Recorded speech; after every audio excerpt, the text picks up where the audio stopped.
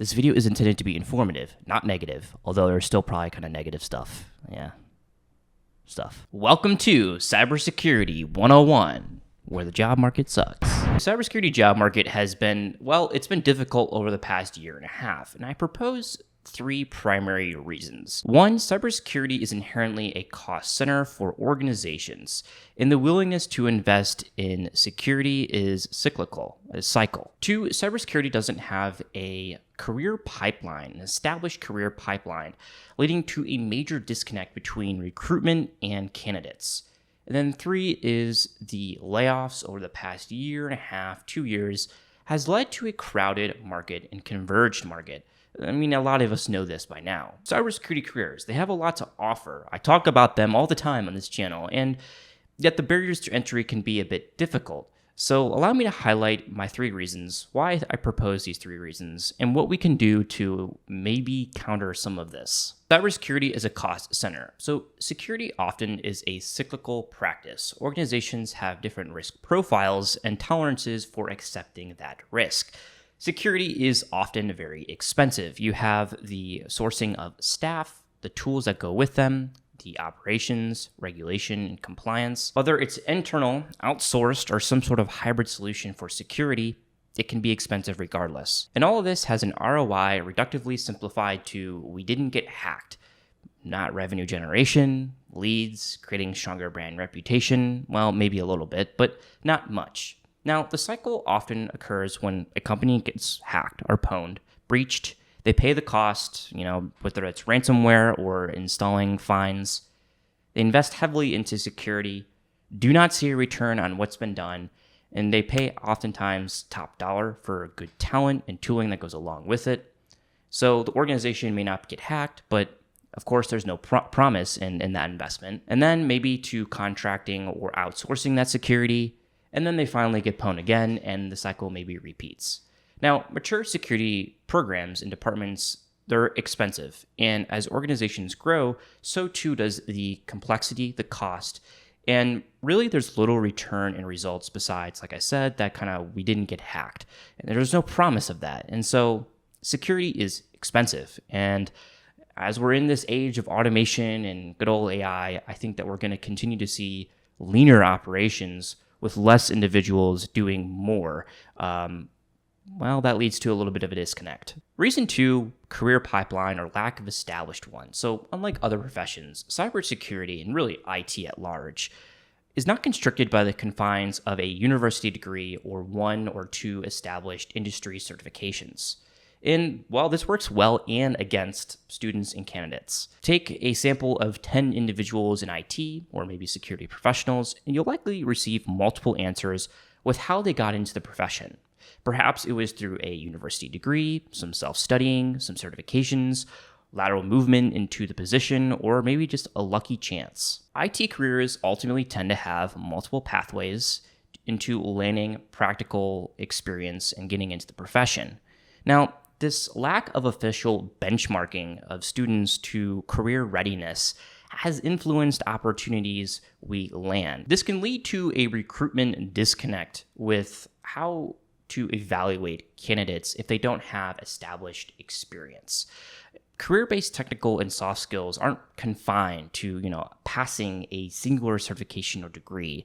And, new skills, you can learn new skills, different technology stacks, tools, innovations built really with curiosity and problem solving and diligence. And so it's hard for recruitment and even managers looking for talent to see how to evaluate that talent outside of what have you done, in terms of experience.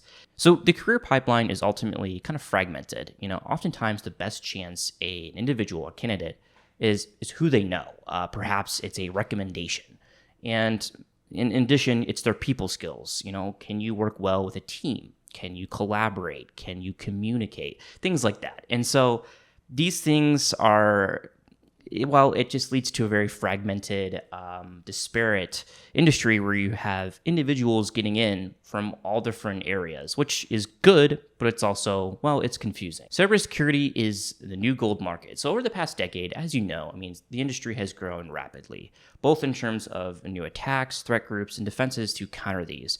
And really what we have in terms of education and past professional experience is we have a convergence of different individuals entering, transitioning into, or upskilling into the cybersecurity market. Laws of supply and demand are at play here. Right now, the market has a lot of supply in terms of new graduates with newly minted cybersecurity degrees over the past 5 years.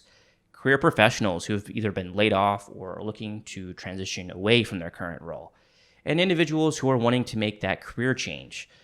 There's a lot of individuals coming in, and it's convergence of a big supply. Now, the employers have leverage for these quote unquote ideal jobs, especially since 2022. There's been a large influx of layoffs, and ideal jobs meaning good pay, competitive salary, good benefits, and challenging or interesting work. A lot of us tend to compare like big tech, general technology companies, security vendors as a barometer of a good job, at least in my opinion. These frequently are viewed as, good competitive pay and good challenging work. There's a lot of markets and industries out there, and employers for these particular industries have an upper hand in terms of being picky in the supply and being very selective with who they want to onboard. For the smaller or less attractive job markets, the opportunities may be better, but it's still very fragmented. And in addition, you have to think about cybersecurity as a job. Really, it's inherently built within the fundamentals of, IT. You have to know or have a good base of the IT operations, how IT works in an organization in order to apply proper security controls, using nebulous words there. But basically, it's rooted in the fundamentals. And so having experience in that is certainly going to help you when it comes to applying security. If you can resonate with any of these ideas, what can you do as an individual who, is in maybe a difficult situation? Well, of course, trusting a cybersecurity YouTuber with random career advice probably is not your answer. In all seriousness, I do sympathize with your situation. And honestly, likely, I'm going to be in a situation where I'm out of a job and it sucks. What I can say is this is some advice that I've been mentored with and continue to relay to others. First, it's not what you know, it's who you know. So this statement is very prevalent in security, and oftentimes it's not 100% based on merit. It's based on maybe a good buddy of yours or a loose mutual connection. It's just the way the market or careers are. Soft skills are greater than or equal to technical skills. So recruitment, security managers, departments, they need team players, like I said, individuals who are able to collaborate and communicate. Technical skills can be developed through time, and soft skills are kind of hard to train on. It's something that you have to do as a person.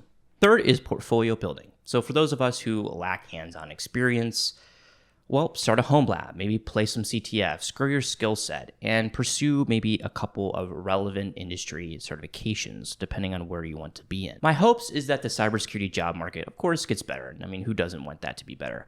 I think there's still some inherently fundamental issues with security and recruitment that aren't going to just, resolve in the next week, month, or even year. And it comes to that, kind of back to that point of benchmarking and security being, it has a root in the IT fundamentals, so you have to know and have experience with the fundamentals. My sincere and best wishes for you if you're in this market. And if you're looking for a community, maybe a portfolio to build, you're welcome to sign up and join projectsecurity.io. And hopefully you found this video informative. And until the next time, have a good day.